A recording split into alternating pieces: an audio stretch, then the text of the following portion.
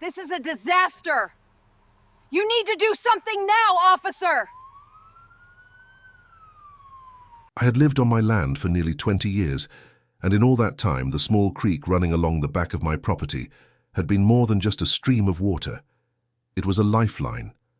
The creek fed into the lake, watered my garden, attracted deer, and created the soft, steady sound that made my evenings peaceful.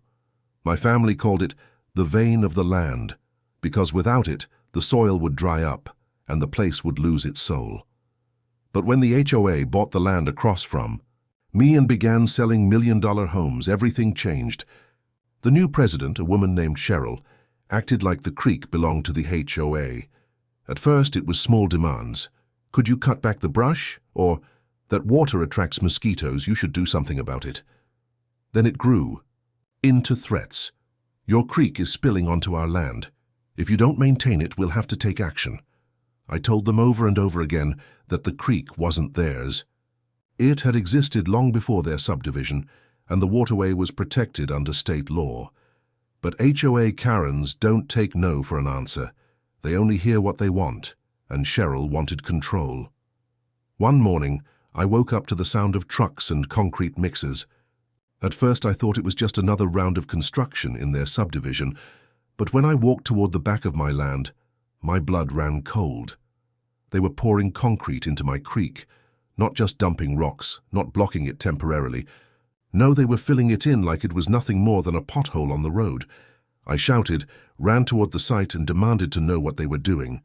Cheryl, wearing a bright HOA vest like she was some kind of government official, smirked and said, "We're protecting our community from flooding.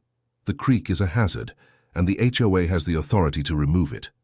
I almost laughed at the insanity. "Authority?" I barked back. "This is my land, my creek. You can't touch it." Her smirk only deepened. "We've already voted, it's done." And just like that, the sound of cement hitting water drowned out everything else. My creek, the lifeline of my land, was being murdered right in front of me. That night I barely slept. I sat on my porch staring into the dark woods, listening for a sound that was no longer there, the bubbling of the water. The air felt heavier, emptier. My land was gasping for breath and I felt powerless. The next few days the consequences became clear. Without the creek's flow, the soil around my garden dried out fast. Plants withered, the deer stopped coming. But across the fence, the opposite happened. The HOA homes, built in their perfect cookie-cutter rows with manicured lawns, began to flood. The water that should have flowed naturally down the creek now pooled around their neighborhood. Driveways filled with muddy water. Lawns became spongy, swamps. Foundations began to crack. Still, Cheryl and her board refused to admit what they had done. Instead, they doubled down. They sent me letters claiming I was responsible for the damage because the creek originated on my property. They even threatened to sue me if I didn't repair the damage I had caused. The arrogance was staggering. I hadn't touched the creek, they had destroyed it. But the more they pushed, the more determined I became. I wasn't going to let them erase my land's lifeline and pin the blame on me. So I gathered evidence. I photographed the trucks pouring concrete. I recorded Cheryl's smug confession that the HOA voted.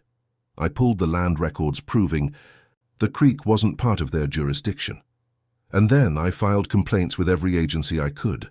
The Environmental Protection Agency, the State Department of Natural Resources, and the Army Corps of Engineers. Weeks went by, and while their homes continued to sink deeper into swampy misery, the HOA board acted like nothing was wrong. They held meetings about community unity while their driveways cracked apart. They sent out newsletters about beautification projects while their flower beds drowned. But they had no idea what was coming, because I wasn't just angry anymore, I was patient. And patience meant letting the swamp do its work. By the time the first investigators arrived to inspect the damage, the HOA neighborhood looked like a disaster zone. Yards were soggy, basements were moldy, and one house even had its entire backyard cave-in. And the best part? Every investigator immediately saw what had happened. They had blocked a natural waterway. One of them turned to me and said, "This is a textbook violation. Whoever poured that concrete is in serious trouble." I didn't even need to answer. All I did was nod toward Cheryl's house, the one with the lawn chair sinking halfway into the mud.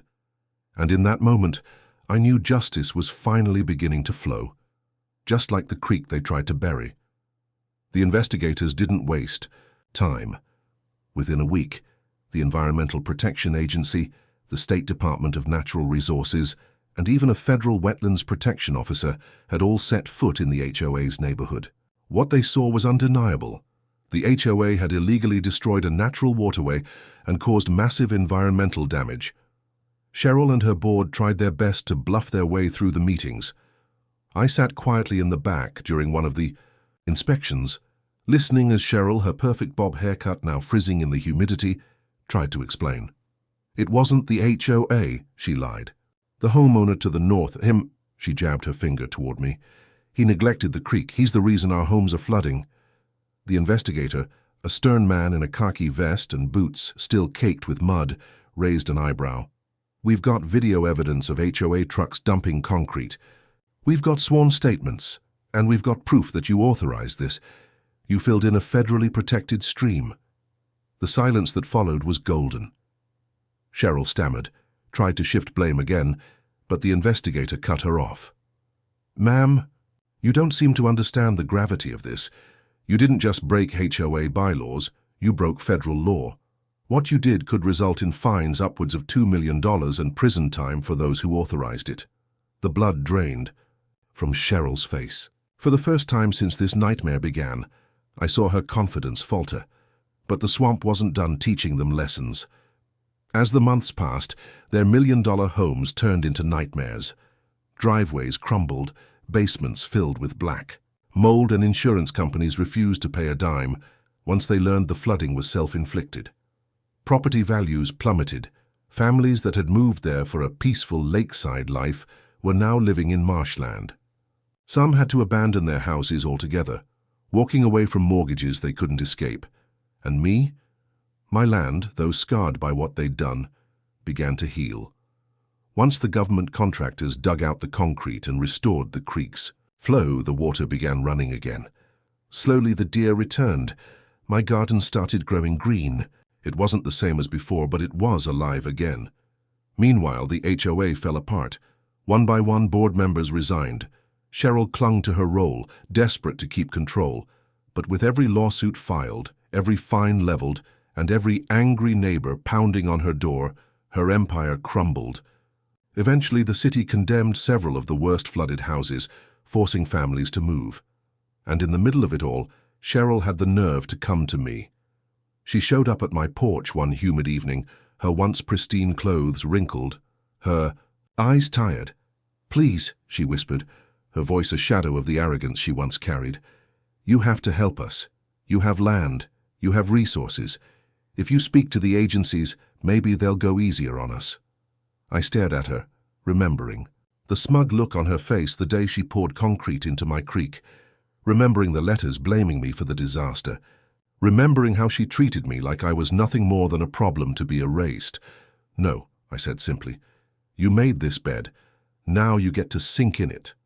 She looked at me like she couldn't comprehend the word, like no was a language she had never been forced to understand.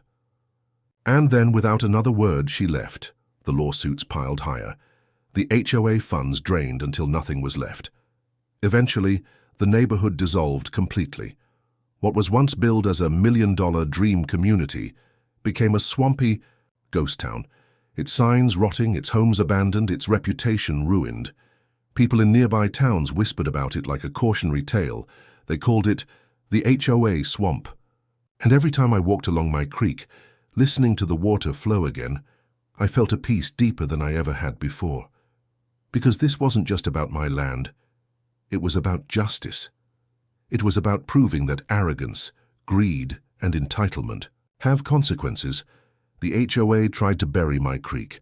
Instead, they buried themselves, and nature, patient and relentless, made sure of it. If this story gave you chills and kept you hooked until the very end, then you're exactly where you belong. Welcome to HOA Karen Stories. Every week we bring you unbelievable jaw-dropping tales of HOA abuse, entitled neighbors, and Karens who finally get the justice they deserve. Now it's your turn. Do you think the HOA got what was coming to them? Have you ever dealt with a power-hungry HOA or a neighbor who thought they could control everything? Drop your thoughts in the comments. We read every single one, and your story might even inspire our next video. If you enjoyed this story, smash that like button.